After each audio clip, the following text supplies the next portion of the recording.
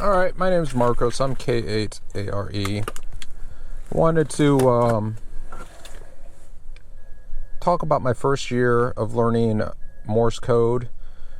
Jotted down a few notes here.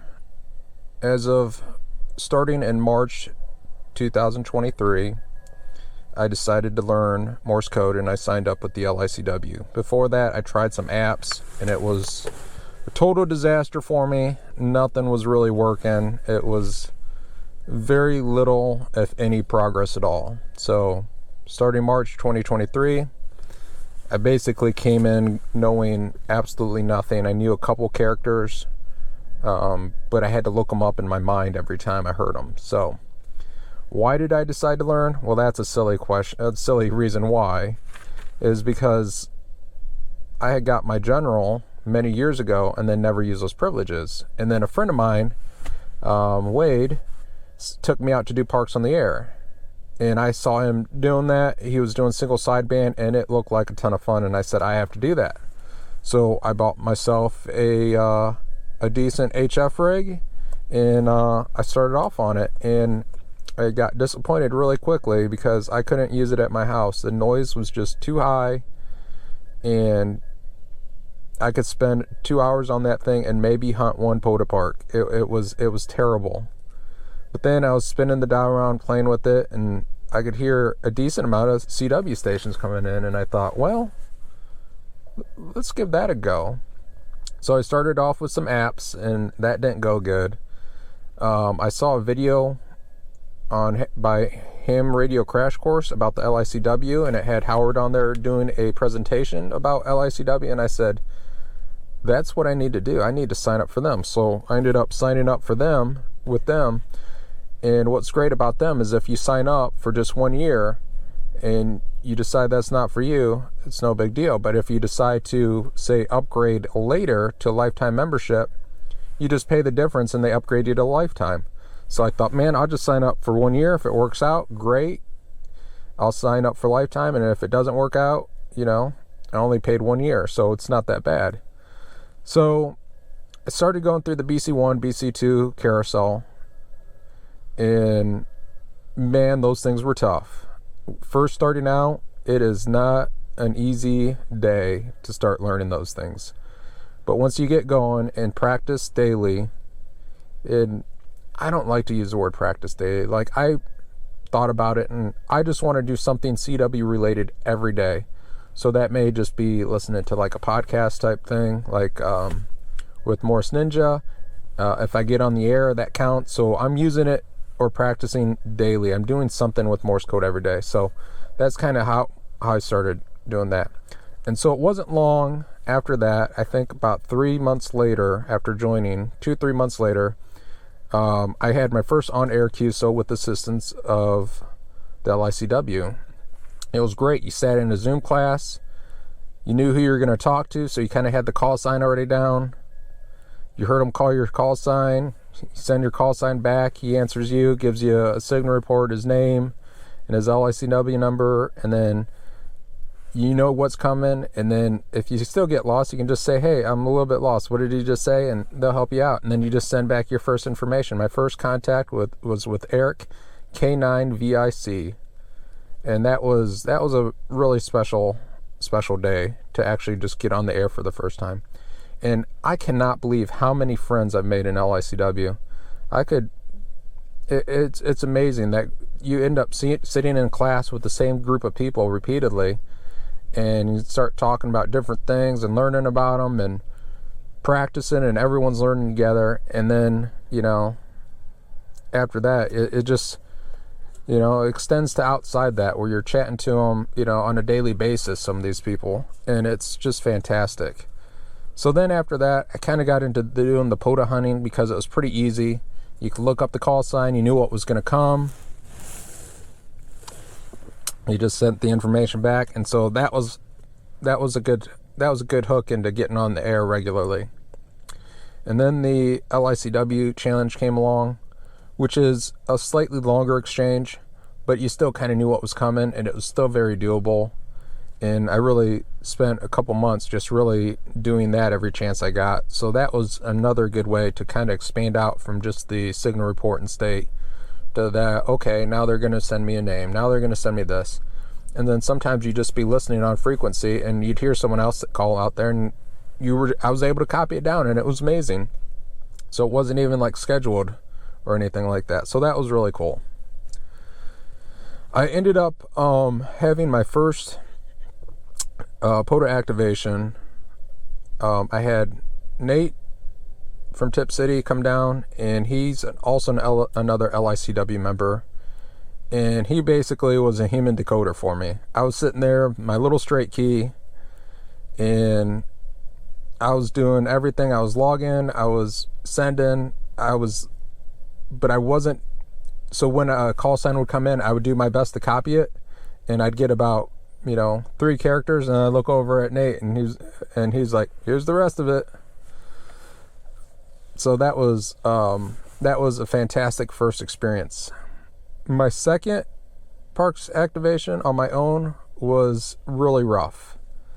So my second one, I went in with all the confidence that I had the first time, but I'd been practicing, so it was like months later, and I thought I had it, and I was just stressed the entire time, and I barely made my activation. I had so many broken call signs that I barely made my activation. So that was kind of a rough one, and that one kind of put me off on doing the activations. I said, I need to practice some more, So I started practicing.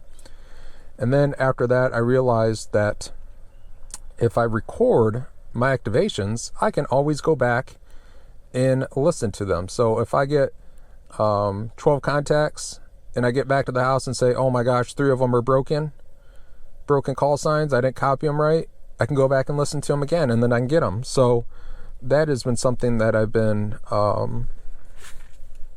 really that is really important, is to record my activations. That way I always get credit in there to the people who sent to me. So now the farther along I get, I find that I'm having to go back and listen to recordings, because most of my call signs that I copy are good. Occasionally I'll get one in there that's not good, and I'll have to go back, but right now I'm probably copying about 95% of them with no problem. And then like the ones that are messed up, it's like, okay, so I wrote down B instead of a D kind of thing, those problem characters that everyone has. So that went along pretty good. So then it's had a new challenge come up. Apparently, because I was doing enough in the LICW challenge, I got invited in late October, I got invited in either September or October to become an associate instructor, which is basically their process of scouting out new members to potentially become instructors. So I met Ed, and that was fantastic, W4EMB, and he was super fun to work with and listen. And then I ended up mentoring with Dave, and it was not as challenging as I thought it was, because outside commitments and whatnot and other stuff outside, like following a lesson plan, was not terribly hard for me. And so there was some good pointers thrown in by both Dave and Ed, and I took those and said, yep, those are definitely a better way to do it. So I started integrating those into my teaching style. And then in late October, I actually was promoted to become a full instructor at the LICW. So started in March, and by the end of October, I was instructing BC and BC1 classes. So that was really cool. Like one of the most memorable things that came about that is because after becoming an instructor in December, I had a QSO with through a park activation with oh my gosh, I forgot his name. I'll flash his call sign and name on the screen here. But apparently afterwards, like his sending, I could tell, was on a straight key, and it was a little bit slower. And I thought, man, I just put a mark next to his name on my log. I said, I need to send that guy a card and whatnot. And so I ended up posting that contact on YouTube. And then I emailed him, and he emailed me back and said that he was in one of the BC classes that I was a sub in, because I don't have my own BC class. I just sub whatever I can and whenever there's a need. So that was really cool to have that. That was pretty neat to go from I'm giving someone instruction in BC2 and all of a sudden they're calling me randomly at a park. So that was really cool. So being that I just finished up the 1 year, I decided that yes, I'm going to stick with LICW, and I did upgrade to the full lifetime membership. So one of the other things I learned is to set goals and share those goals with one person that you kind of trust, and then they kind of hold you accountable. They'll ask you how you're coming along in your goals, what problems are you having, what's going well for you. And so it's really nice to set those goals. So for my year end, for finishing up 1 year with LICW, my goal was to get the Repeat Activator Offender Award for POTA. And I did that at park number K4239, which is a trail, and that was fantastic. So now my next goal is to do that again, is to get the Repeat Offender Award again, but also finish out the kilo at that same park. So I'm a little over 500 contacts to go, and that's kind of what I'm here at the park now waiting on. I just thought I'd get this video knocked out.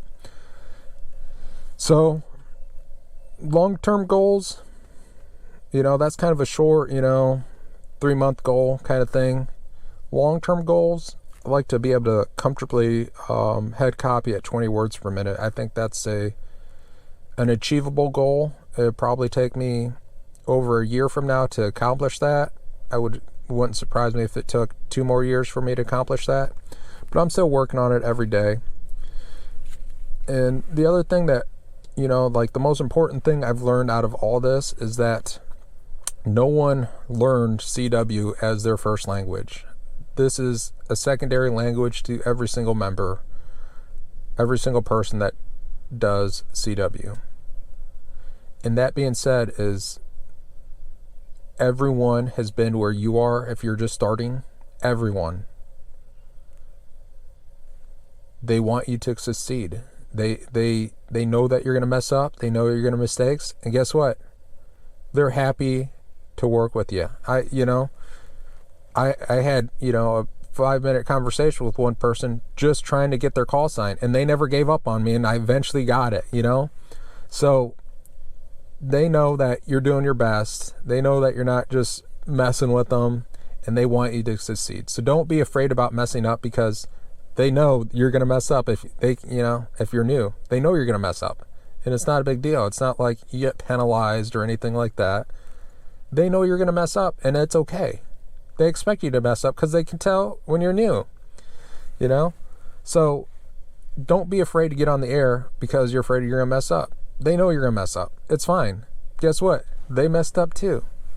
So I really am grateful for the amount of learning that I've done through LICW and the instructors. There's so many different characters in there, and they're so funny, and they want you to succeed. They'll work with you. They'll spend time without you. You email any of them, they'll email you back and say, hey, I need help with this.